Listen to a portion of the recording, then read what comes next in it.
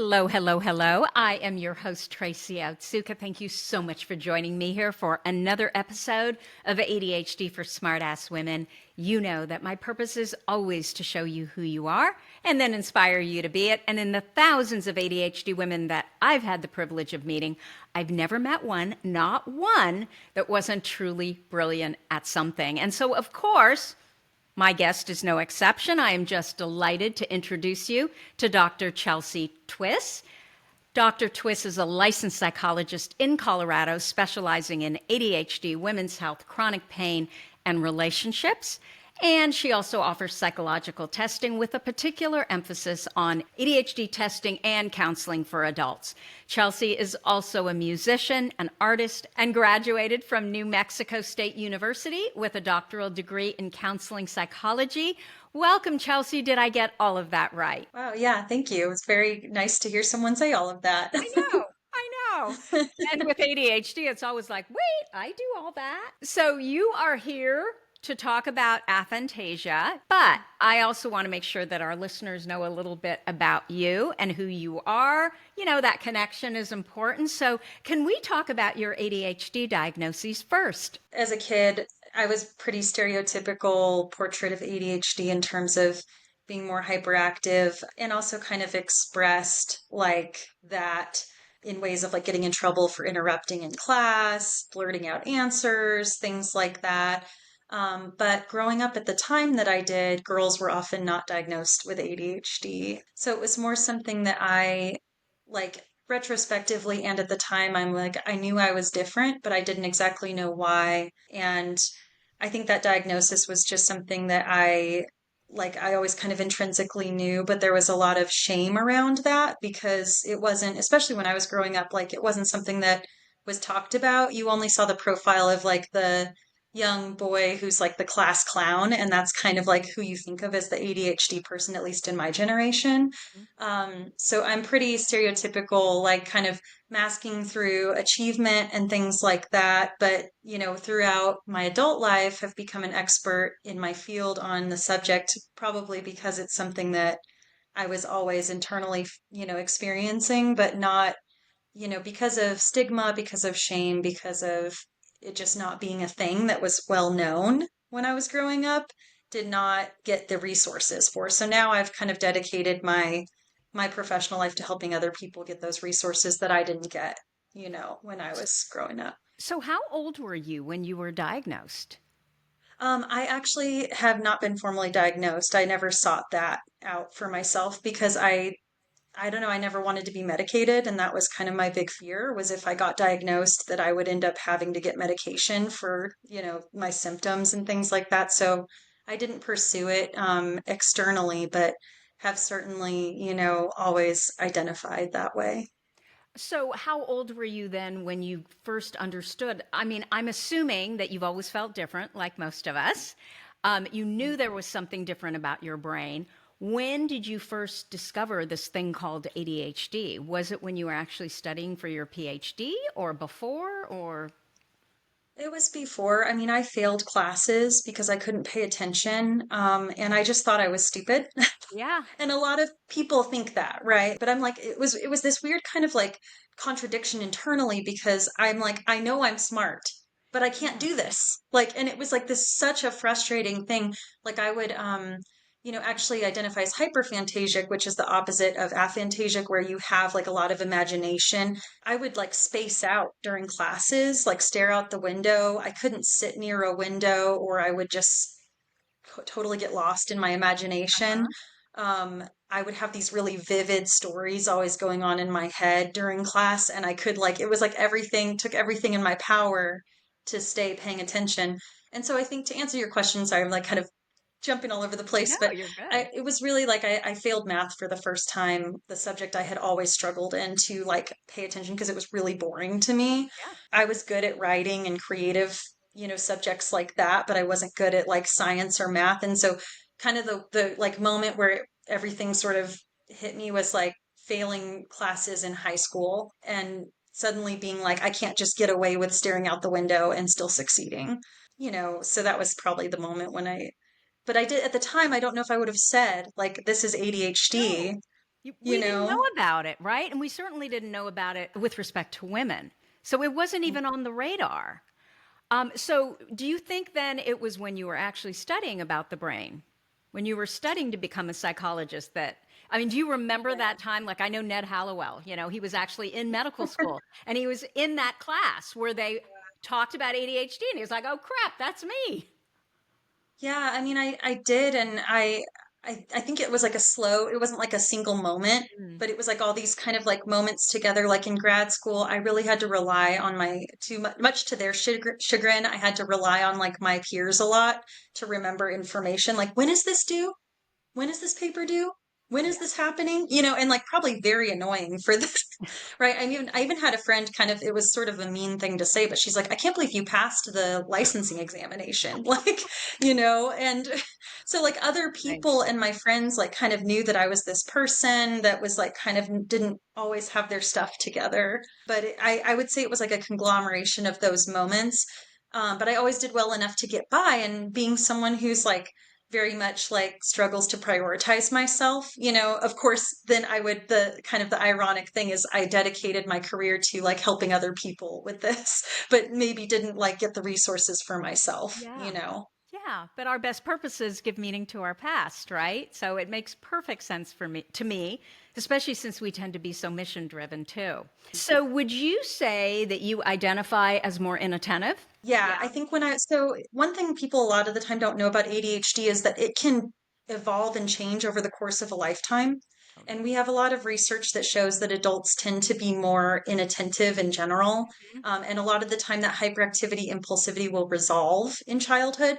And I certainly see like retrospectively looking back on my experience, like that was the case for me. Like I said, the earliest signs were like, oh, I got in trouble for blurting out a lot in class. Oh, I like people would tell me I was annoying and to stop talking. And like, a lot of the time too, there's gender markers around that. Like you'll see in a very binary way, but like you'll see boys, assigned male at birth people, being more like the kid that is running around the room.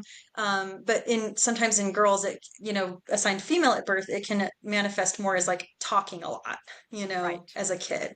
Which So, can be charming, and society expects, right, that girls talk more, yeah. which is crap. Like yeah, there are boys who talk, too much as well. And now when I think about that, this idea that oh, girls are always chatty, that is not true at all. And so if you were a chatty, hyperactive girl, it's almost like that was what was expected. hmm Totally. I mean, well, I would get some pushback for being like annoying or like annoying and spacey are two things I remember being called a lot. Either I was being chatty and annoying or I was disengaged and I was being spacey. It was like kind of I felt like it was kind of a like you can't win either way. So, But I can tell how eloquent you are and how well spoken you are. So I suspect there were a lot of people seeing this stuff going on and then thinking, well, she is actually really smart. So she must just not be trying hard enough. yeah, I mean, I think that I see in myself a lot of like the kind of colliding of anxiety and ADHD, where sometimes I think for people that like are high on anxiety as well as high in ADHD, their anxiety actually works to kind of like monitor and regulate their like Yes. natural tendencies. Yes. And I think that was me for a really long time, like not as much as a kid, but as a young adult, I worked so hard to like overcome those impulses and those struggles that I had that were causing me to not succeed in school and causing me to struggle in relationships and to get things that I needed to get done in life.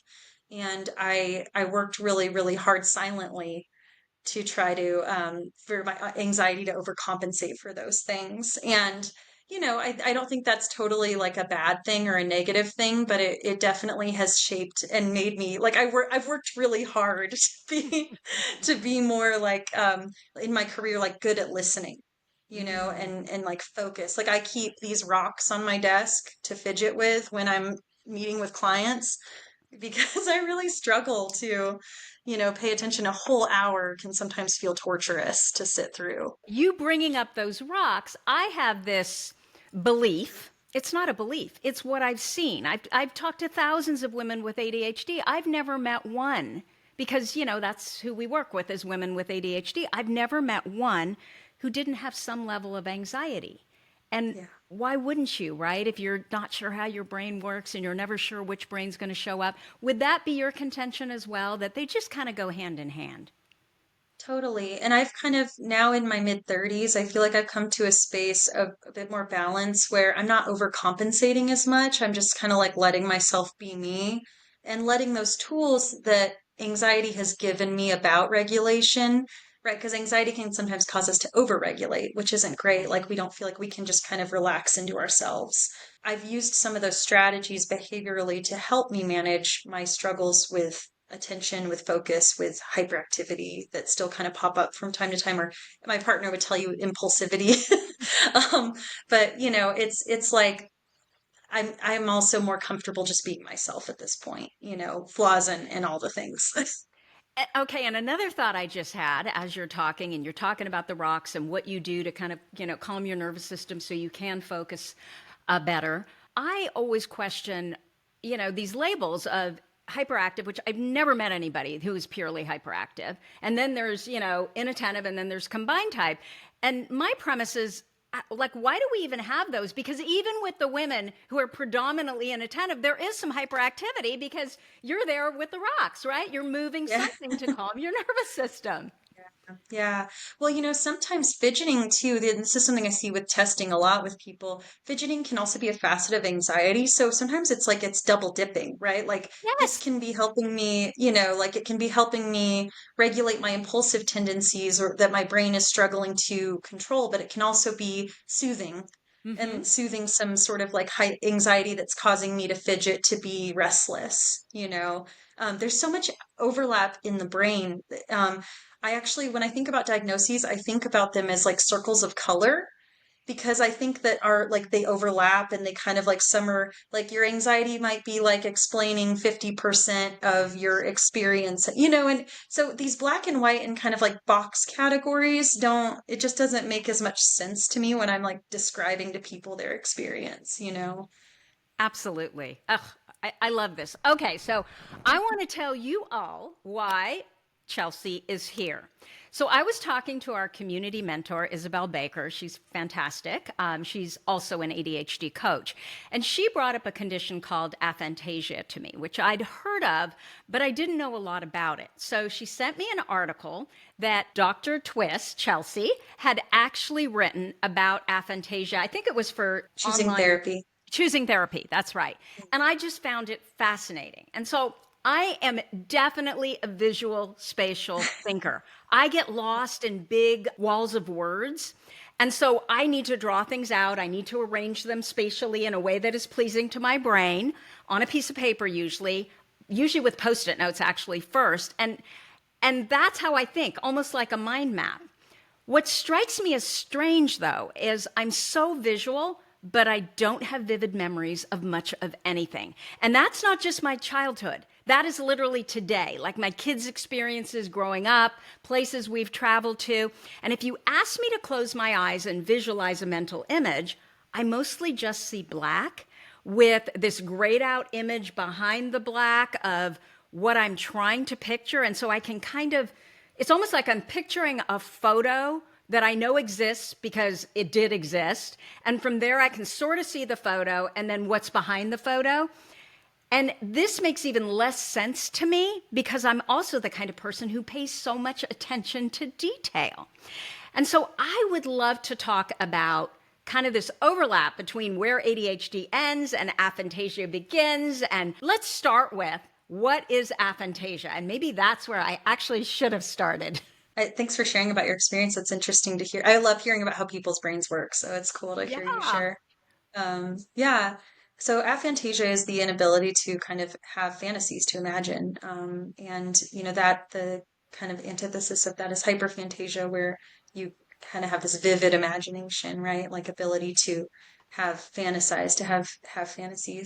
And a lot of people, interestingly enough, they're finding that it is correlated. There's a relationship between ADHD and the inability to imagine. However, that doesn't apply to all people, but it is a really interesting facet of that experience, right? And partially, probably, a lot of diagnoses impact memory, working memory, especially like how we process information, which is more of an ADHD thing versus like what you're describing too sounds like long-term memory. It's hard to kind of like conjure to like recall visual information. Like if you're pulling that out of your long-term memory, it sounds like it's really hard for you to pull visual information from your long-term memory into the present, which is interesting. Chelsea, it's not that I can't, I remember it, and it's almost like my visual is tied to my memory, which makes a lot of sense, but I don't see it like it's not bright like it was when I experienced it. And Mm-hmm. I do much better when my eyes are open versus, you know, how they normally say, okay, now close your eyes and imagine blah, blah, blah. And I'm just like, it's all black. Now, Yeah. I know that it's linked, or they believe it's linked to trauma or brain damage, right?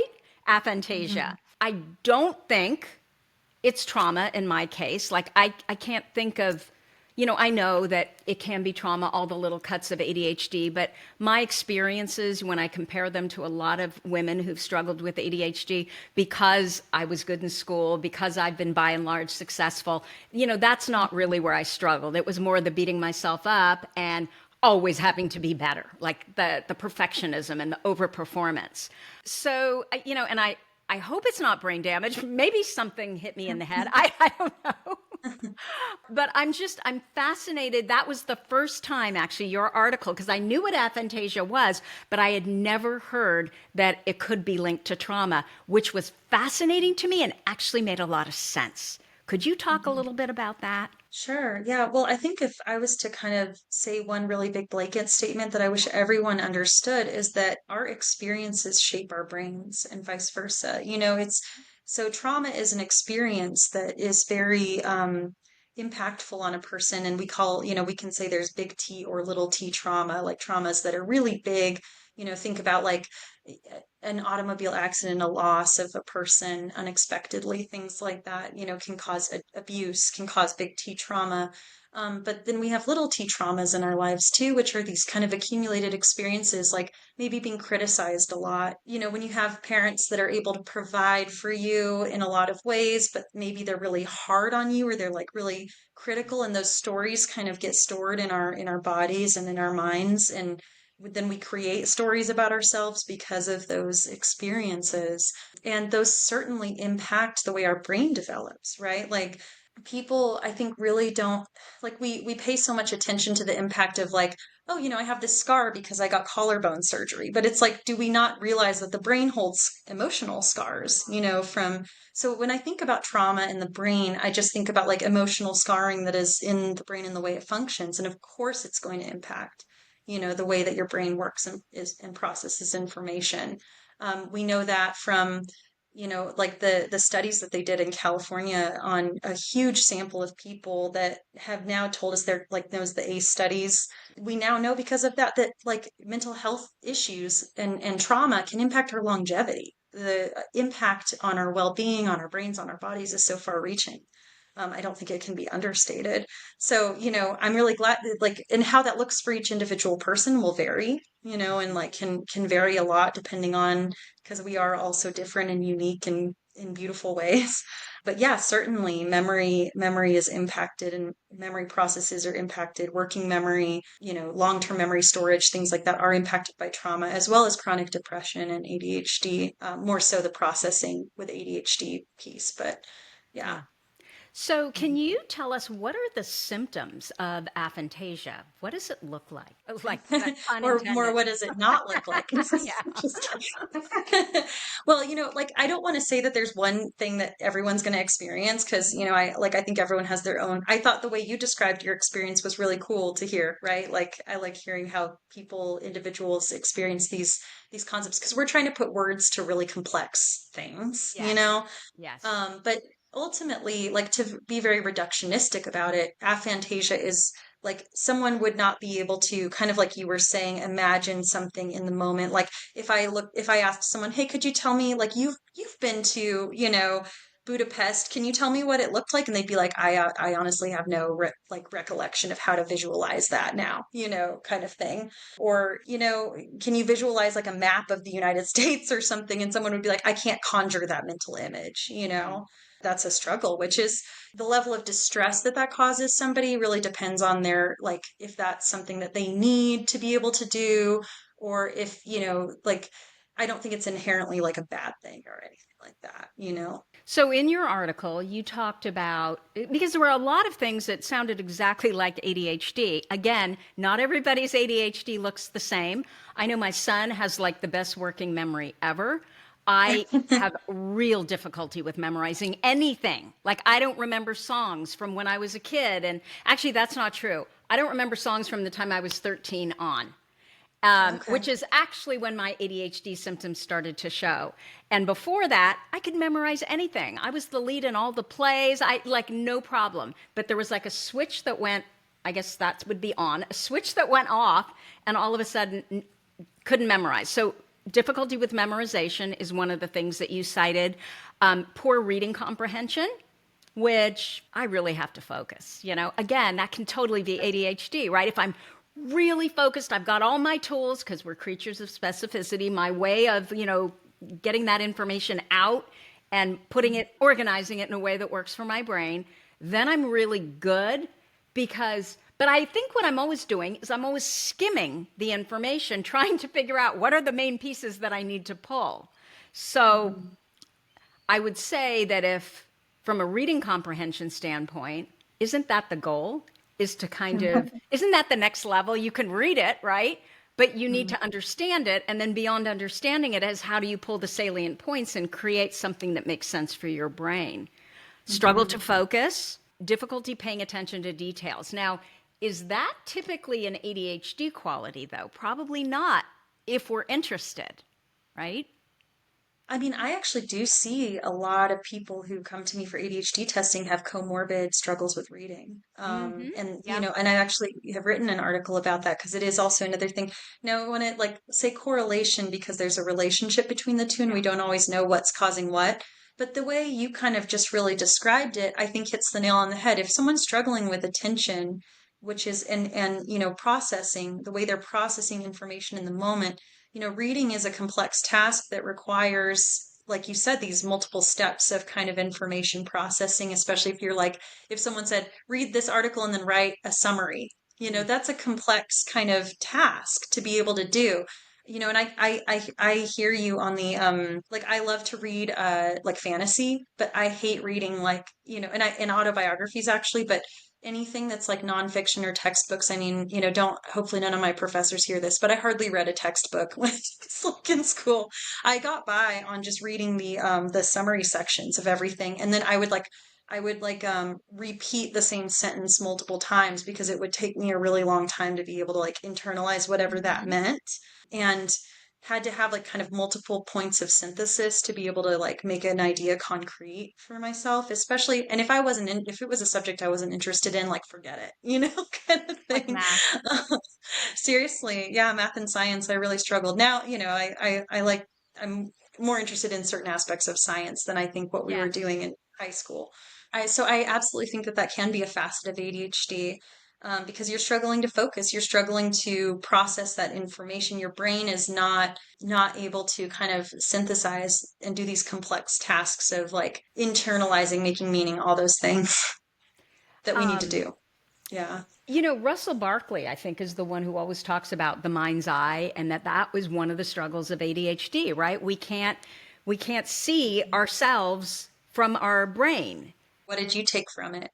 So what I took from it is that, well, first of all, you almost can't see yourself in the present, and you also can't see yourself in the future. And so that ends up, if you can't see yourself succeeding, doing that thing that you want to do in the future, I could see how that could affect you being able to get there and actually doing that thing in the future. Oh yeah. I mean, these complex things are sometimes it's tough to kind of put your finger on. Like there will even be times when I'm talking about things and I'm like, am I really remembering that correctly? Right? Like Yeah. Okay. sometimes So it's hard to trust our own memory.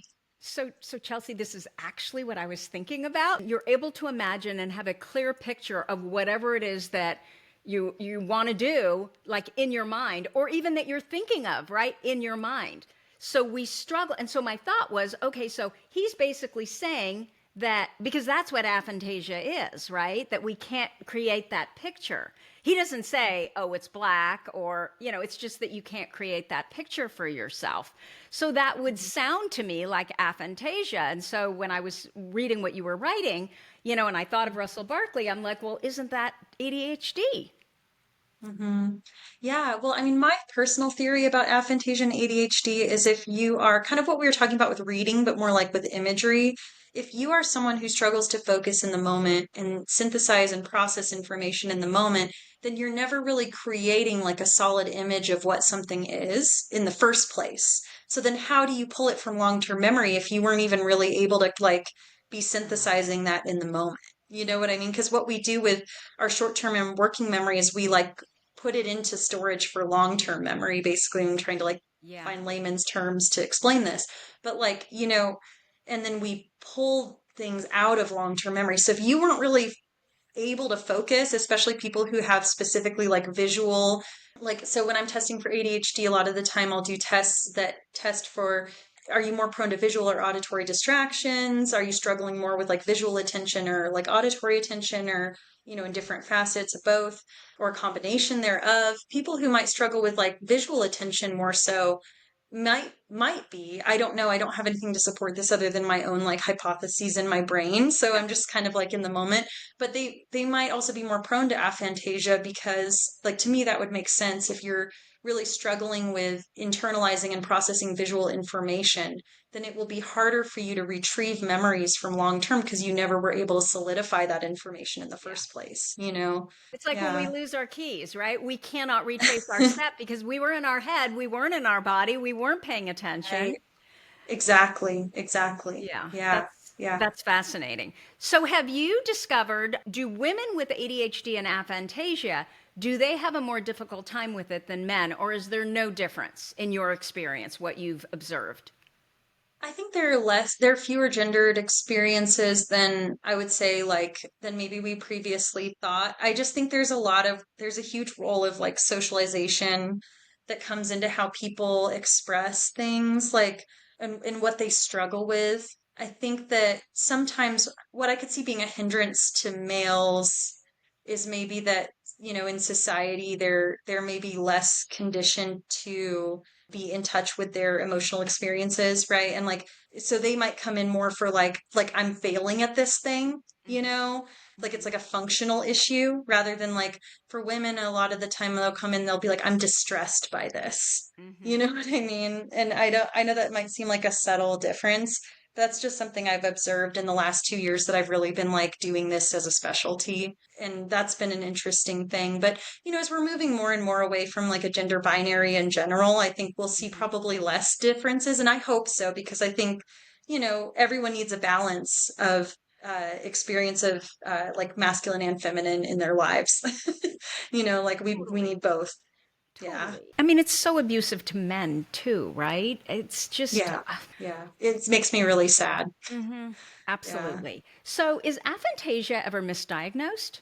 Well, it's not an official diagnosis Oh, right that's right. now, That's right. so Sorry. people can't diagnose it, but I am a huge advocate, like, from the rooftops I've been shouting as someone who like specializes in testing, please reform our diagnosing system. Like, please.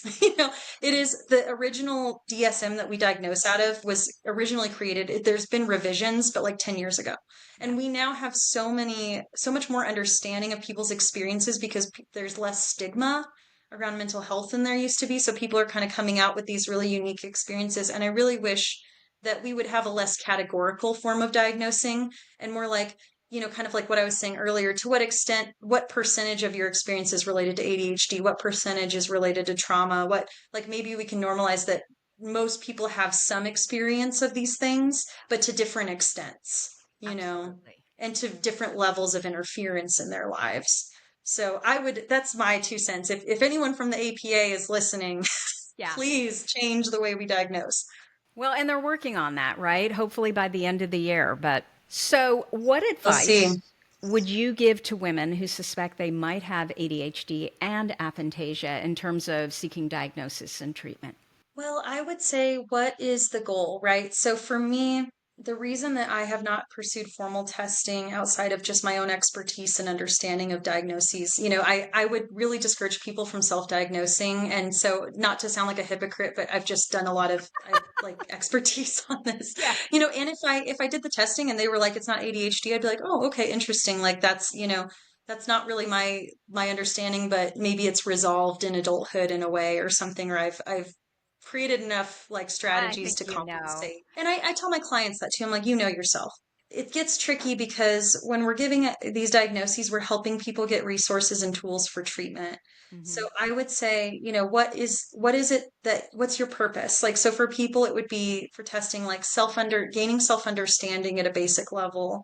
And then from that, like medication is a big one. And then like getting access to medication for ADHD symptoms and other forms of treatment, as well as accommodations at work. The ADA, American Disabilities Act, says that if employers can't deny you reasonable accommodations for ADHD, which is the reason I kind of wish I had gotten tested, because I could have really used those accommodations.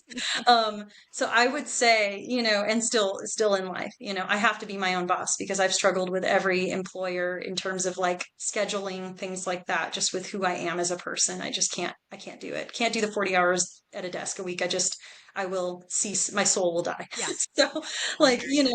I feel like people need to think about what is it that they're seeking, like how can they use a diagnosis to help get support, to get resources, and would that be helpful? And if nothing else, just gain self-understanding and validation, right? Like, it probably feels it. I've seen people like cry because they're like, oh my God, now I understand. I really have like this receipt that says this is what you're going through, Right, right. Yeah. But, also as our ADHD brains go, and often if we've been traditionally successful, even if there's a lot of smoke and mirrors going on, even Mhm. when we get diagnosed, it's like you go back and say, well, is it really that? Because, I'm not struggling as much as this person is struggling, right? So you're always kind of questioning it anyway. So I'm curious, you do not have aphantasia. You have the opposite, or you believe you have the opposite, Yes. hyperphantasia. Is that what it's called? Correct. Yeah. So Yeah. what made you so interested?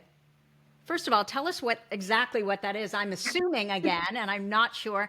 And what made you so interested in aphantasia, given you have the opposite? Um, Yeah, yeah. Well, so, I have to thank the editor of Choosing Therapy, because that I work with, Debbie Hoffman, because she's the one who finds a lot of the subjects that's like people are interested. It's like people are interested in this. Can you do research on it? And can you speak to your own experience in like your field about it? So Mhm. that's kind of how with Choosing Therapy it works. So she brought the aphantasia. I can't take credit for that. She brought that to me, but it was a really interesting topic to me because hyperphantasia is the opposite in terms of like your kind of like very vivid imagination, right? Like someone who gets lost in their imagination, and I am definitely one of those people. Like the way my ADHD manifested was more like the kind of person who would get lost in their fantasies, and like I would, spend hours in my bed in the morning as a kid just having these vivid fantasies. I'm also like, I like to write fiction and fantasy and things like that. So it really like tickles that part of my brain to kind of engage. I specialize in women's health and sex and reproductive health as well. And a lot of women struggle with like anorgasmia, like not being able to orgasm during sex. And I will say hyperphantasia helps a lot.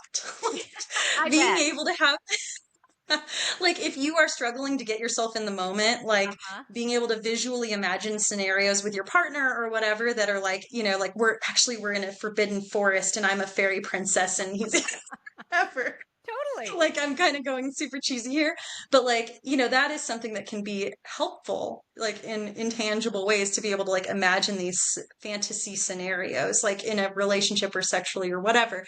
But it can also, backfire when, you might imagine that. I think I was a very romantic kid. I was like romanticizing a lot about like real like oh, one day, like I'll meet someone and this and this. And I don't know if that was necessarily helpful or healthy for me. So I think It's it like, just oh kind of is. crap, they're just people like me. It's just a guy. This is just a person. We're kind of opposite ends of the coin.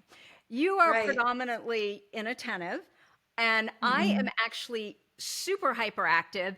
And so you're in the fantasy land, right? I'm all about what I have learned to make myself feel better is I've got to get in action. I've got to get in action. I can't think about it. I've got to Uh-huh. get in action, right? Yeah, yeah. And so the only thing I read is nonfiction. What can I learn? What can I do with it? Which, Yeah. could probably be trauma over time, right? Like you're just Yeah. constantly moving. And you are much more honestly grounded in a fantasy kind of way. So we're opposite ends of the ADHD coin.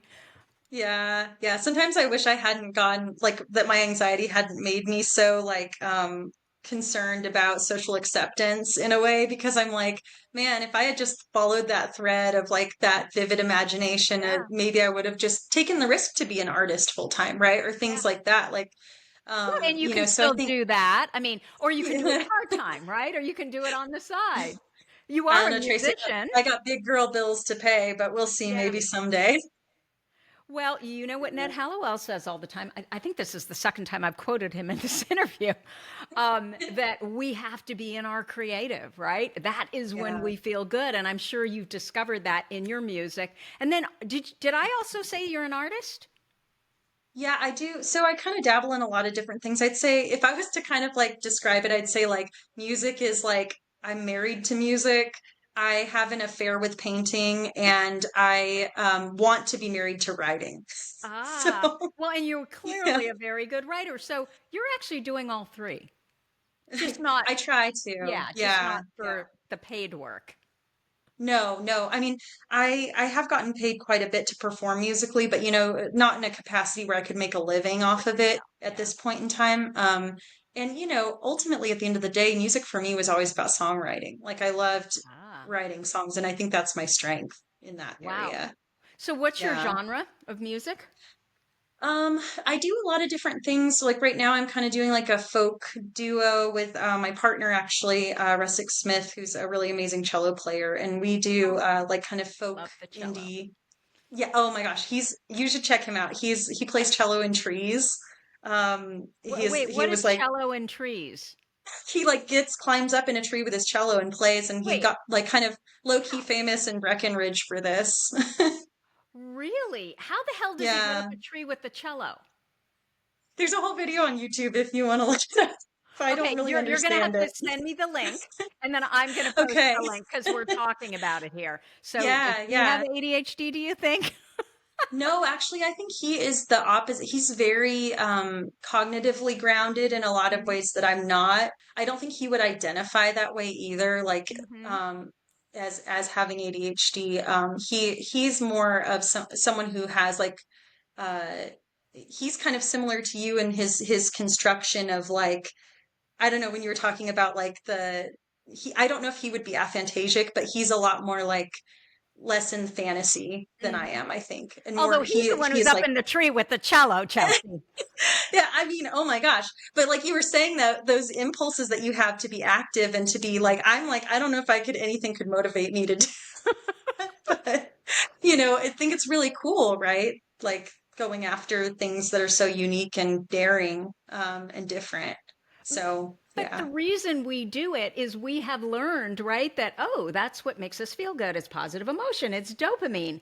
And again, you can take it too far, like anything, right? We're Yeah. all just, I always say it's kind of like astronomy, right? And depending on how the stars are aligned, that's the label that you get. But Hmm. we're just all so different and we have a little bit of so much. And I think that's what makes it especially hard to frankly diagnose anything.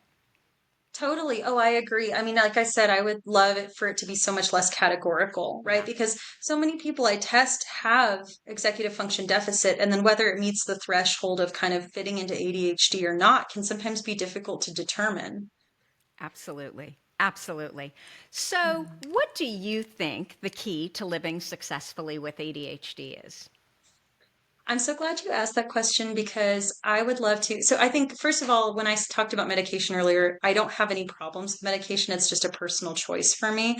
Yeah, But I have chosen personally to use behavioral means to create a life that works for my brain.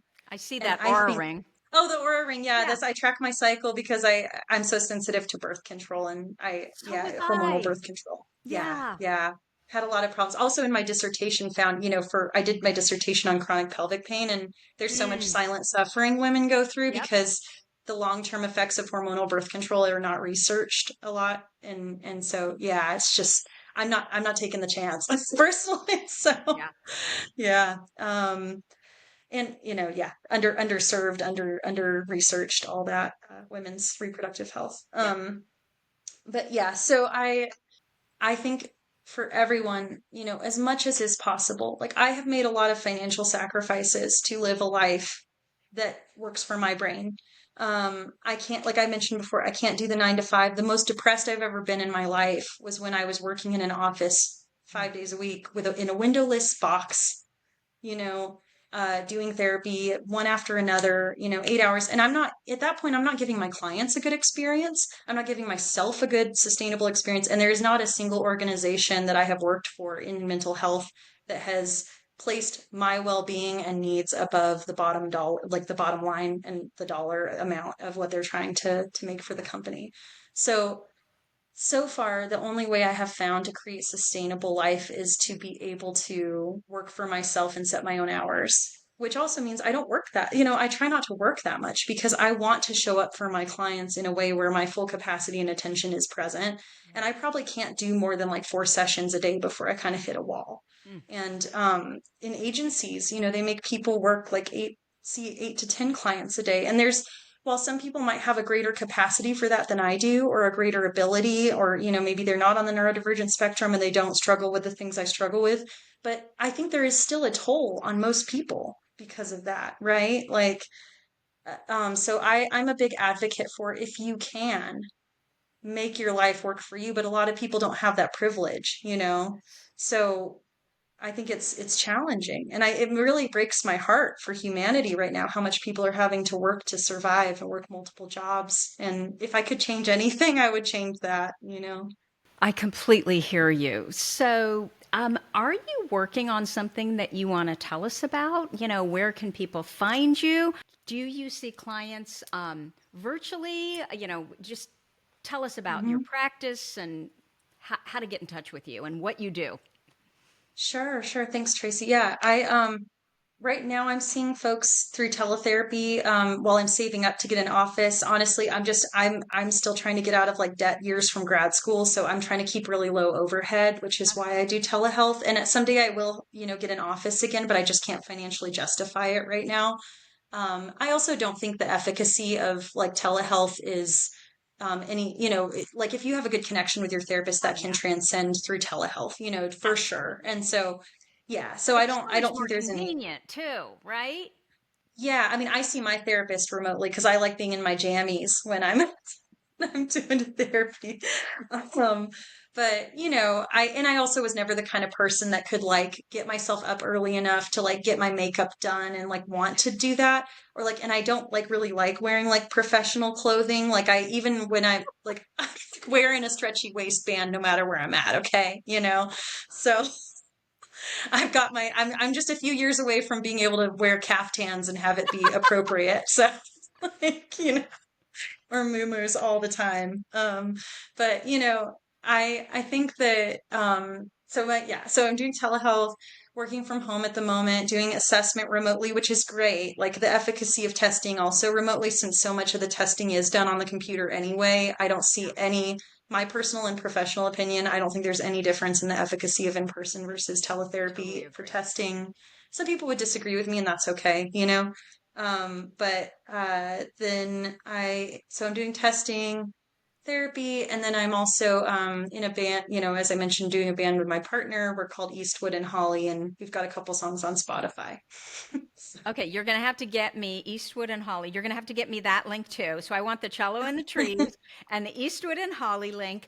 Let me ask you about testing. So, can you test anyone in the United States, and they would just bring your assessment to their psychiatrist, excuse me, or medical doctor if they wanted to try medication. Yes, yeah. So I am SIPACT endorsed, which means that I can practice through many jurisdictions in the United States.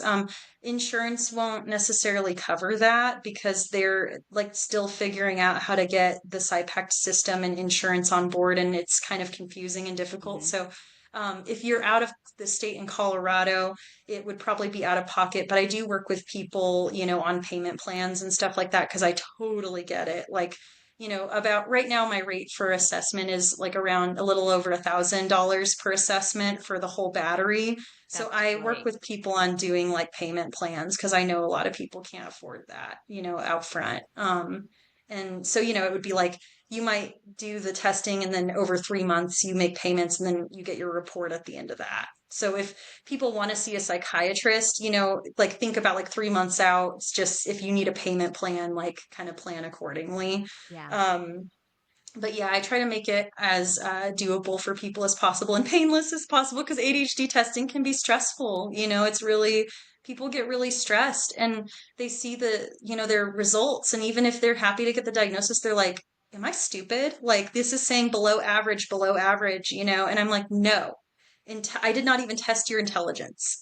These are your cognitive skills in certain executive function areas, and I really try to emphasize that, right? Like, I can give a full intellectual battery if people want it. Like, I can do the IQ as well, like, if you want IQ and Mm-hmm. ADHD, but ADHD is more a specific subset of cognitive skills and function. So you do standardized testing as well. Yes. Yeah. Wonderful. Which, Yeah. yeah, Yeah. I always say if you can afford it, oh my gosh, do that so you can see Yeah. how you are relative to other people your age and gender. And $1,000 for all of that, which includes standardized testing, I that's beyond fair. I try to keep it fair, right? Like I don't know, insurance companies vary so widely on what they will reimburse for testing, probably from like, $800 to 3 grand. So it feels like a Mm-hmm. thousand is on the lower end of the spectrum there. Yeah. Yeah. Well, Chelsea, thank you so much for spending time with us here today. It was such a pleasure to meet you. Yeah. Thanks, Tracy. It was a lot of fun talking to you. Yeah. So that's what I have for you for this week. If you like this episode with Dr. Twist, please let us know by leaving a review. Our goal is to change the conversation around ADHD, helping as many women as we possibly can learn how their ADHD brains work so they too may discover their amazing strengths. Anyway, thank you so much for listening, and I'll see you here next week.